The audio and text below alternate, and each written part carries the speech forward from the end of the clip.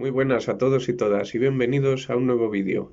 En este caso pues estoy aquí en mi terraza, he querido salir un poco aprovechando que hacía sol y nada, pues ahora mismo ¿qué es lo que toca? Pues hacer la crítica de la película que tocaba esta semana, que era Batman Forever. Y pues nada, vamos a hablar de la película, ya sabéis, primera parte sin spoilers, segunda parte con spoilers y diremos también pues algunas curiosidades que hay sobre esta película. Y nada, pues tampoco tengo mucho más que añadir, estoy aquí con mi gorrita de Pokémon, aquí porque si no me da el sol directamente en toda la cara y paso de ponerme las gafas de sol y prefiero ponerme una gorra. Así que eso, nada, vamos directamente al lío. Para los que no sepáis los actores, el reparto, la película y tal, en este caso Tim Burton no dirigió la película, la dirigió Joel Schumacher y Tim Burton se quedó como productor. Creo que el asunto era que como que no les convencía demasiado la idea de Tim Burton de la tercera película o algo así, pero tampoco sé mucho sobre el tema, le dejó la dirección a otro y obviamente pues fue Joel Schumacher el que se encargó de dirigir esta y luego la siguiente que es la de Batman y Robin. Luego los actores, tenemos a Val Kilmer como Batman, Pat Hingle como Gordon, otra vez, Michael Gogh como Alfred, otra vez, son los únicos que repiten papel. Luego, como no disponían de Billy D. Williams para hacer de Harvey Dent en esta película, y de Dos Caras, obviamente, pues cogieron a otro para hacer el papel de Dos Caras. Podrían haber cogido a un actor de raza negra, ¿no? Que es como era Billy D. Williams en la anterior película para mantener un poco la misma tónica, pero nada, le cambiaron de color y fuera. Entonces, pues eso, cogieron a Tommy Lee Jones para hacer de Dos Caras, Harvey Dent, Dos Caras, y luego cogieron a Jim Carrey para hacer de El Acertijo, y también cogieron a Nicole Kidman para hacer el papel de Chase Meridian, que bueno, es un personaje nuevo, no es ningún personaje de los cómics, y pues es una psiquiatra que sale en la película y que se enamora tanto de Bruce Wayne como de Batman. En esta película metieron a Robin por primera vez. Bueno, no es la primera película en la que sale Robin, porque ya la de 1966 ya tenía su Robin. El actor era Bart Ward y en este caso pues optaron por Chris O'Donnell para hacer de Robin. Y la historia pues en qué consiste, pues básicamente empieza con Batman, que ha visto pues que Dos Caras está atracando el segundo banco de Gotham y Batman pues tiene que salvar la situación, tiene que salvar al rehén, que es un policía que está dentro. Después de ese pequeño rescate que tenemos en la primera escena, pues vemos a Bruce Wayne que deniega el proyecto que tenía Edward Nigma entre manos, ¿no? Y a Edward Nigma pues obviamente no le sienta bien y entonces es cuando empieza un poco a vengarse de Bruce Wayne, entre comillas. Y luego, por otra parte, pues bueno, tenemos a Bruce Wayne que todavía sigue lidiando con estos problemas que ha tenido siempre de sentirse culpable por la muerte de sus padres y sentirse mal consigo mismo, si el haber sido Batman ha sido la opción correcta, si incluso le pide consejo a la doctora Chase Meridian, de la que se acaba enamorando, y aparte, pues Chase Meridian tiene que decidir entre si ama a Batman o si ama a Bruce Wayne, sin saber que son la misma persona. Y luego, pues bueno, tenemos a Edward Nigma, que en un momento de la historia se convierte en el acertijo. Y tampoco hay mucho más que añadir así sin dar demasiados spoilers. La película es bastante disfrutable. Bueno, en las anteriores no he dicho la nota, pero bueno, la he escrito en los subtítulos, ¿no? En este caso sí que me he acordado de decirla. Le doy un 8 a esta película. Y luego, bueno, antes de pasar a la parte con spoilers, sí que hay varias cosas que comentar. La película tenía algunas cosas que jugaban en su contra, como que la película fue recortada en la versión de cines y luego, aparte, pues no recibió una versión extendida con todo el metraje que se había quitado de la película y que profundizaba mucho más en la trama y que estaba mucho mejor. Esos 40 minutos de más que habían grabado, pues al final no se incluyeron en la película, lamentablemente. Porque la película original duraba 2 horas y 40 minutos y esos 40 minutos pues se los quitaron de encima sin más y para dejar una película de 2 horas, cosa que no me parece muy justa, pero bueno, no sé, Warner a veces hace decisiones malas, ya la conocéis, ¿no? Por lo menos, bueno, tenemos la suerte de que tanto en las versiones de Blu-ray como en las versiones de DVD están incluidas las escenas que fueron eliminadas. Entonces, pues, aunque no están directamente metidas en la película, no sé si están todas, pero unas cuantas escenas sí que hay que fueron eliminadas y están incluidas pues en el DVD por lo menos para que las podamos disfrutar. Así que por lo menos algo es algo, ¿no? En algunos momentos el humor se hace un poco pesado en la película, sobre todo cuando está actuando Jim Carrey. Mirad que me gusta Jim Carrey, pero es que en esta película hay momentos en los que su humor es excesivo, ¿no?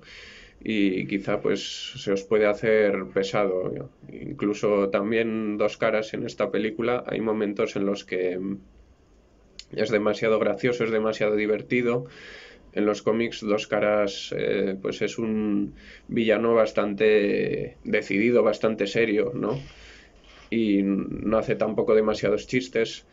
Sí que por lo menos se han molestado en que este Dos Caras hable de nosotros, como habla en los cómics, ¿no? Que como él se supone que tiene la mente dividida en dos personalidades, pues siempre se refiere a él como nosotros y no como yo, ¿eh? Entonces, pues eso sí que está bien. Luego hay un detalle muy chulo en la moneda que tiene Harvey, ¿no? Que se supone que es una moneda que tiene dos caras y una de las caras está como tachada, está como con rascada, ¿no? Y esas rayas que tiene la moneda forman una H y una D, como las iniciales de Harvey Dent. Es bastante curioso.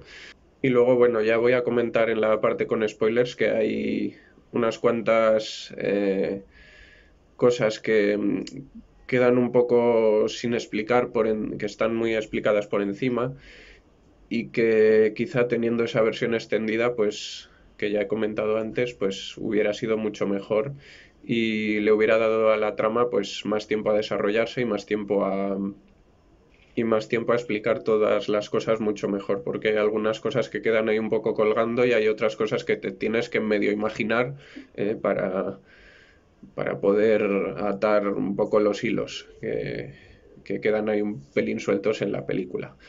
Y luego también hay otra cosa que eliminaron al final en la película, es todas las referencias que había a Batman Vuelve. De hecho, solo dejaron una, que es un momento en el que Chase Meridian le menciona a Batman algo así como que ella no lleva ropa de cuero y látigo o algo así, creo que dice, en referencia a Catwoman, obviamente, esa es la única referencia que dejaron, porque en un principio en el guión sí que tenían pensado meter algunos flashbacks ahí en algunos momentos de la película, de las anteriores películas, ¿no? Tanto la muerte de los padres de Bruce Wayne como algunos flashbacks de Batman Vuelve, pero al final se ve que no los incluyeron e incluso esas escenas se rehicieron, aunque se supone que en teoría es la continuación de Batman Vuelve, pero ya os digo que cambiaron a muchos actores, incluso creo que los actores que hacen de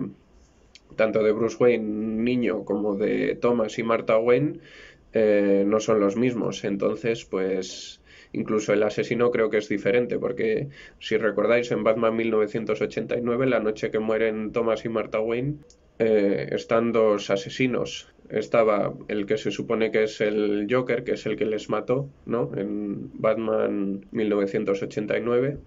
Y luego otro que estaba como ayudando, ¿no?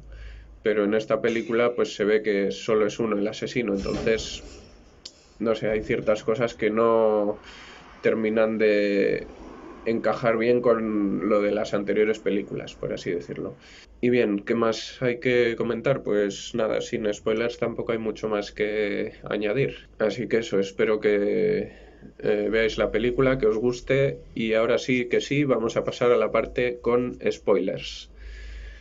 Vale, para empezar, esto de que se carguen a todos los enemigos en las películas de Batman, tanto, bueno, en esta deja que muera Dos Caras, en la anterior también dejaban que muriera el Pingüino, en la primera dejan que muera el Joker. No sé con qué propósito lo hacían, porque se supone que Batman nunca mata a nadie, ¿no? Que a los villanos siempre les encierra. Entonces, pues, no sé, es un poco raro que dejen morir a villanos como han podido ser estos. Y sin embargo, pues tenemos al Acertijo que lo manda a Arkham, ¿no? Al final de la película. Y hablando ya de otras cosas, pues bueno, tenemos toda la historia de cómo mueren los padres de Bruce Wayne, ¿no? Que es algo que tiene en parte relevancia en esta película, porque sí que se ha querido ir un poco más allá, hablando de el diario que tenía Thomas Wayne, ¿no? Un diario con las portadas rojas, o sea, con la portada y la contraportada, quiero decir, de color rojo, y en el que escribía todo sobre todo lo que hacía, básicamente, ¿no? Y esto, bueno, no se dice en la película, pero sí que se comenta, no sé si era en una escena eliminada, creo que sí, como que en la última página del diario tenía puesto, pues eso, el día que se fueron al cine, ¿no? Y que se habían ido al cine, justo eso, la noche que les mataron. Justo pues ese día que se fueron al cine, bueno, Thomas Wayne había puesto como que Bruce les había dicho a Thomas y Martha Wayne, les había sugerido ir al cine. Entonces, en parte por eso Bruce se siente culpado por la muerte de sus padres, ¿no? Que es algo que también sale en los cómics, que Bruce sentía culpa de la muerte de sus padres, y es algo también que se ve después en la película de Batman Begins, pero en esta película, ya digo, en el corte final que hay en esta película no queda tan claro eso, sino que es algo que se ve después en las escenas eliminadas. Entonces, pues eso, yo ya digo que faltaba un poco profundizar en los traumas de Bruce Wayne, en toda esa historia, que en un principio pues se había profundizado, pero habían quitado las escenas. Y luego también, bueno, no sé si, supongo que sí que os acordaréis, hay una escena eliminada. Vosotros os acordáis del murciélago ese que salía en la película, ¿no? Que salía así volando, ¿no? Que se veía como las orejas y las alas así volando, ahí en plena oscuridad y con el foco ese de fondo. Pues en una de las escenas eliminadas se ve a Bruce Wayne en la cueva oscura y de repente pues tiene al murciélago aquí de frente y es como una especie de encuentro con música y tal, que hubiera estado bien que lo hubieran incluido en la película, ¿no? Eso pues se supone que simboliza un poco cómo Bruce Wayne mira cara a cara al miedo y se enfrenta a él o algo así que querían simbolizar. Y es una pena pues que una escena como esa, así tan simbólica, no fuera incluida en la película, lamentablemente. Luego vamos a hablar de la relación entre Bruce Wayne, Batman y Chase Meridian. Al principio, bueno, Chase Meridian siente, pues eso, siente mucha pasión, siente que hay algo que le atrae, ¿no? De Batman. Luego, por otro lado, tiene también sentimientos encontrados con Bruce Wayne. Y hay un momento de la película en el que tiene que decidir, ¿no? Entre si va a querer a Batman o si va a querer a Bruce Wayne, porque entiende que no puede estar enamorada de ambos, sin saber que son la misma persona, ¿no? Y al final pues se decide por Bruce Wayne, o sea, prefiere el lado humano de Batman que no el tipo que está escondido bajo una máscara, ¿no? Y luego también hay otra cosa que no queda demasiado clara en esta película, y esto se cuenta también en otra de las escenas eliminadas, y es que hay un momento de conflicto en la vida de Bruce Wayne en el que se plantea el dejar de ser Batman, pues justo, bueno, cuando ya tenía a Robin a su lado, ¿eh? Es un poco es una escena en la que se desarrolla un poco ese conflicto, ¿no? De que quiere dejar de ser Batman porque realmente no se siente bien estando debajo de una máscara Incluso Chase le dice a Bruce Wayne que ella piensa que Batman es alguien que está cumpliendo una especie de penitencia, una especie de castigo por algo que ha hecho en su vida. Bueno, y pasemos a hablar ahora de Robin. Es un Robin demasiado mayor. En los cómics siempre hemos visto al principio a un Dick Grayson más joven y después ya hemos visto a uno más adulto ya cuando iban pasando los episodios, ¿no? Pero el hecho de tener a un Robin más adulto en esta primera película pues no me parece demasiado acertado, porque no tiene demasiado sentido que alguien dependiente, alguien adulto, sea acogido por otra persona, ¿no? Cuando se supone que ya puede ser una persona independiente y que ya se puede valer por sí misma. Entonces, pues eso no tiene mucho sentido. La historia de Robin también es ligeramente diferente, porque en este caso, bueno, no solo mueren los padres de Robin, sino que también muere el que parece que es su hermano, tampoco se explica en la película quién es, ¿no? Pero sí que se supone que mueren más familiares aparte de sus dos padres. Y luego otra cosa que se ve un pelín forzado es el hecho de que Alfred está poniendo muchos esfuerzos porque se quede Dick Grayson allí, ¿no? Y en parte yo creo que Alfred sí que quería que se convirtiera en Robin porque, a ver, tampoco queda muy claro, pero sí que se intuye un poco, ¿no? De que Alfred quería un compañero para Batman, porque hay varias insinuaciones que se hacen en la película, como que cuando Dick Grayson llega a casa tenía su traje de cuando era trapecista en el circo, ¿no? Y le dice a Alfred, tíralo, y Alfred dice, no, lo guardaré. Y luego también, cuando está Dick Grayson solo en la mansión, le deja entrar a todas las salas menos a una, ¿no? Alfred pues aprovecha un poco un momento de como de distracción suya, entre comillas, ¿no? Provocado, ¿no? Que, o sea, se distrae, entre comillas, aunque en realidad lo está haciendo aposta, lo de dejar la puerta de la Batcueva un poco entreabierta, irla cerrando poco a poco, para que Dick Grayson pues acaba cayendo en la Batcueva por accidente, ¿no? Cuando era algo que Alfred mismo pues quería. Y obviamente, pues como en los cómics, a Bruce Wayne le parece mal que Alfred le anime a Dick Grayson a ser Robin, pero al final Bruce Wayne pues también se da cuenta de que es lo que necesita, ¿no?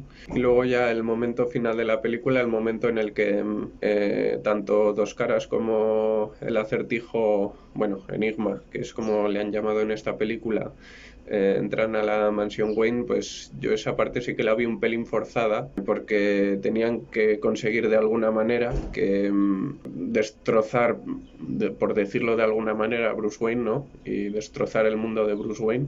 Y ya de paso, pues aprovechan para llevarse a Chase Meridian y destrozar toda la Batcueva, que bueno, el Acertijo, pues haciendo un poco el parguelas, como siempre, es el que destroza la Batcueva.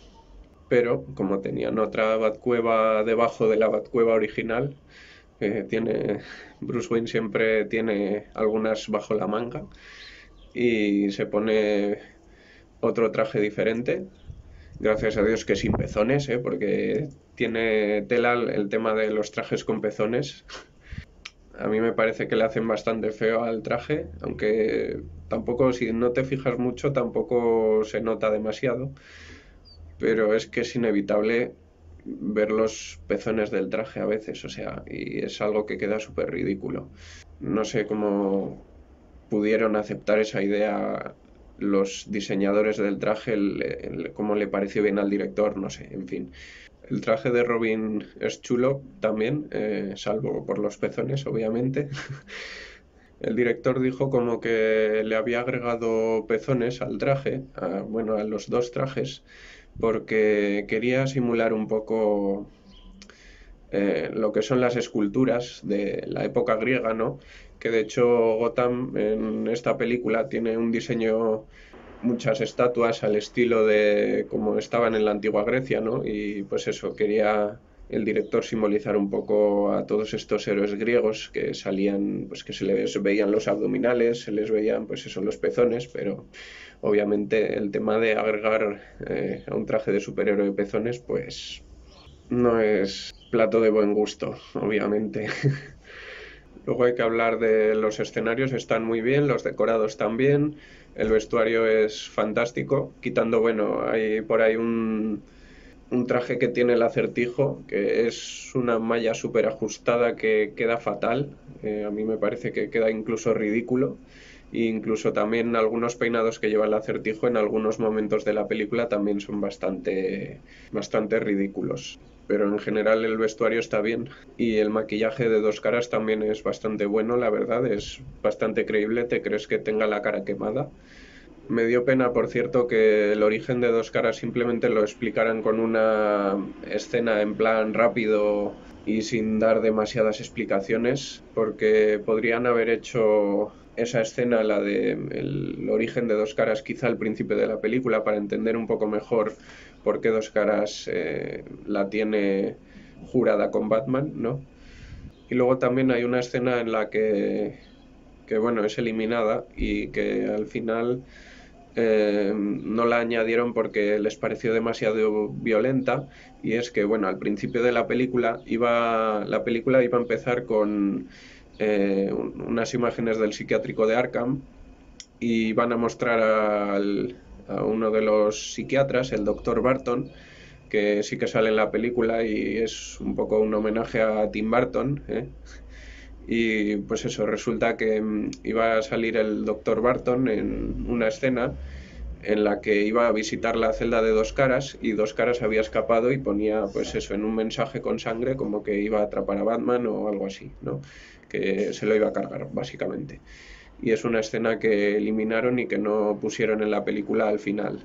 Y en vez de poner esa escena de Dos Caras que acababa de escapar de Arkham, pues pusieron esta en la que salía atracando el segundo banco de Gotham. Por eso, como digo, la película podría haber sido mejor. A mí me hubiera gustado que hubiera sido esa versión de 2 horas y 40 minutos, con más contenido, más información, un pelín más seria de lo que fue al final también. Y seguramente hubiera estado mucho mejor la película. Por cierto, también otra cosa que tengo que decir, si en Batman Vuelve no se notaban las escenas que estaban hechas por ordenador, aquí sí que hay varias escenas en las que salen imágenes de Gotham hechas por ordenador y se nota bastante que está hecho por ordenador, cosa que en la otra película no pasaba.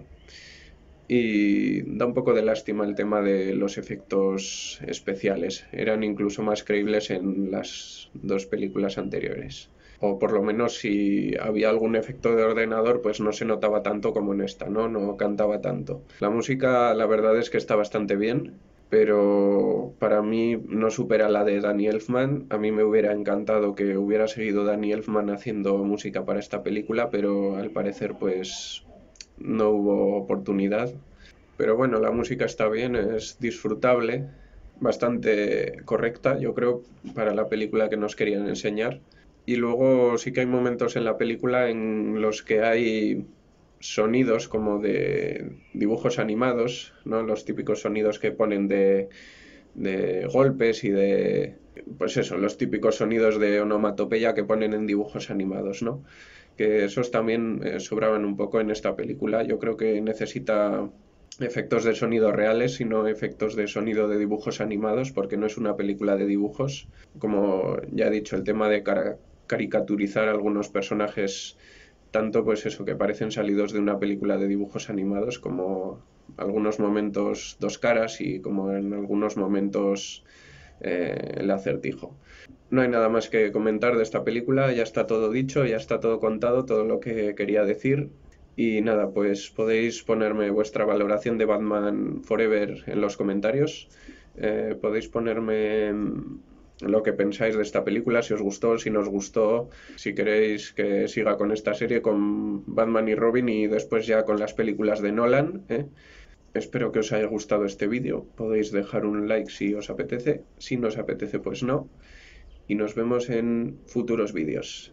Hasta la próxima. Adiós.